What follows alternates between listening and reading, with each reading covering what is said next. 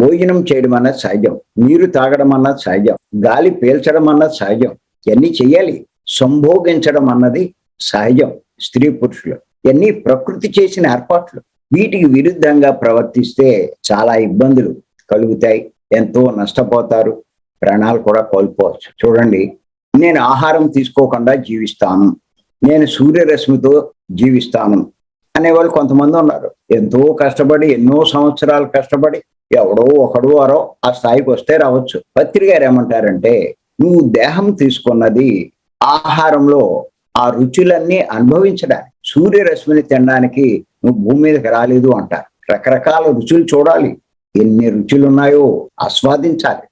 తినకుండా ఉన్నంత మాత్రాన ఏంటి నీకు ప్రయోజనం? అలాగే విశ్రాంతి తీసుకోకుండా మేలుకుని ఉండడం వల్ల ఏంటి ప్రయోజనం? ఈ విశ్రాంతి అన్నది, నిద్రపోవడం అన్నది ప్రకృతి ఏర్పాటే.